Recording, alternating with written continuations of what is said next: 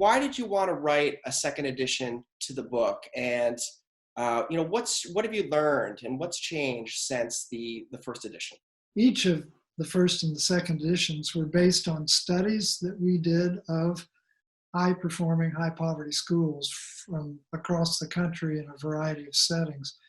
And what we found in the first study, which was actually done, and we did the actual study in probably 2010, maybe a little bit of 2011. The book came out in 2012. And a lot in the world has changed since then. We ended up with an entire new set of schools, and we doubled the size of the number of schools that we could bring into the second edition. So we got a tighter study, higher expectations, higher standards we were looking for, twice as many schools. We looked at a sample size that was way bigger than the first study, around 50 schools, narrowing it to 12. So it became a study that we feel really good about. It's broader, it's deeper, we think more authentic, and more reflective of what's going on out there today.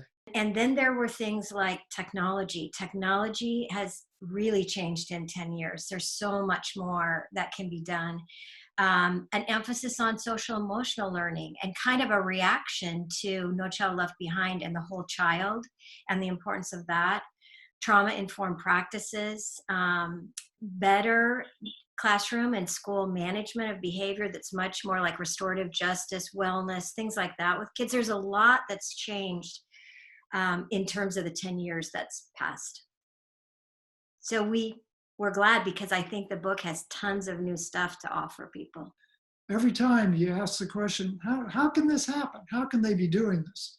It's people, it's teamwork, it's working together, it's being focused on the needs of kids, all those things that we'd like to think all schools try to do, want to do, but there's something kind of special about these. And there aren't just 12, there are a lot of them across the nation. What drew you to studying high poverty, high performing schools? What has drawn you to this work? I consider myself a working class kid. I'm the first graduate with a bachelor's degree in my family, first to go to college in my immediate family.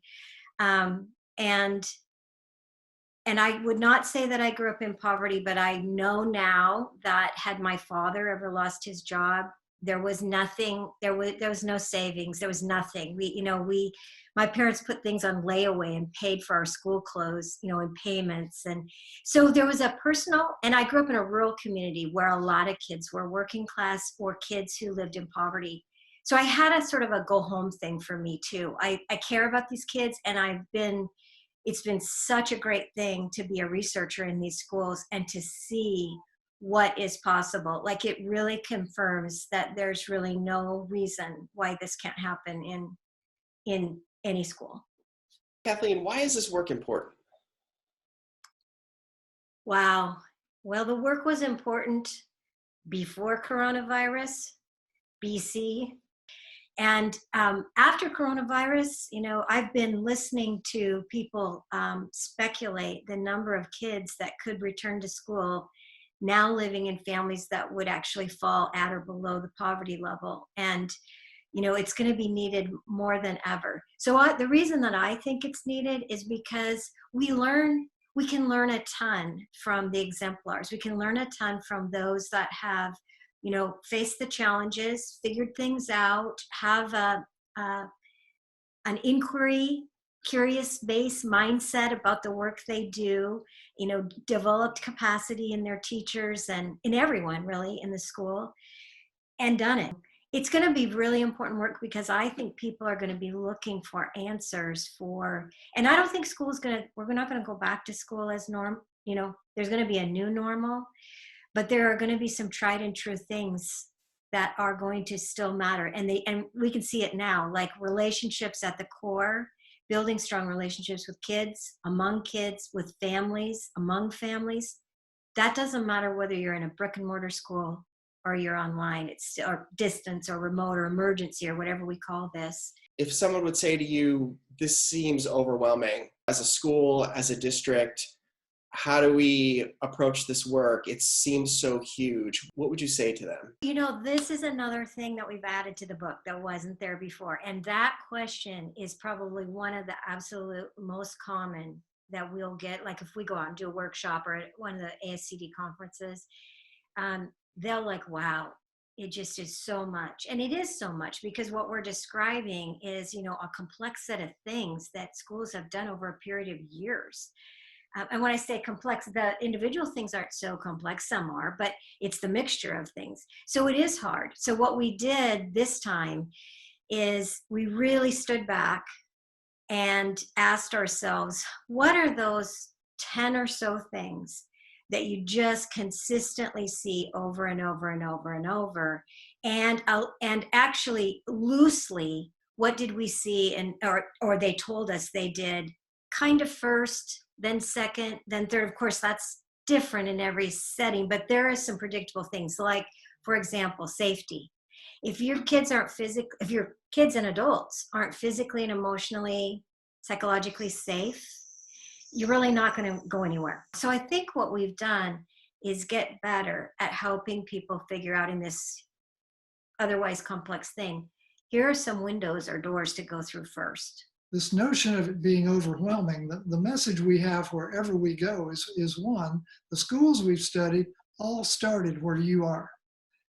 The reason that they've made the progress they've made is that they have followed a path and created a course that has been very, very much driven by their data and very much driven by an impatience with a lack of positive results. You can do this. One of the first things we believe and that we put forth everywhere we go is you can become a high-performing, high-poverty school. Absolutely, you can do it. It's within your power. And you don't need a big $10 million grant. You don't need a complete restructuring. You don't need a complete change in leadership at your district office. You can choose to do it. If you choose to, you can do this work. If you could talk directly to your readers and especially to ASCD members, what would you say to them about the book, about your work? What would you want to say to them personally? I think if I were to talk to ASCD members, so I've said this before, ASCD is an organization that it's the one professional organization that I'm aware of, certainly in my own professional career, that was good for me as a teacher, was good for me as a principal, was good for me as a central office person, and was good for me as a regional service center administrator. It followed me my whole career. And what I would say is that our particular work, particularly combining the Disrupting Poverty 2018 book with this new one, provides a roadmap for what Bill's talking about. So Bill's talking about the will to do the work. He's talking about the fact that it can be done. I think I put on my teacher hat, my principal hat, and I think, okay, so show me the way.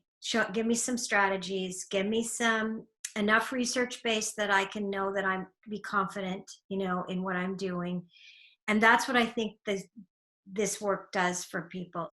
I would say thank you. ASCD and the membership and the readership have been great supporters of our work. And we know our work's gotten out there pretty broadly through being member books and through the video work like the work that you've done, Ken, and others within the organization to help this work be out there for the purpose of people being able to understand it can be done.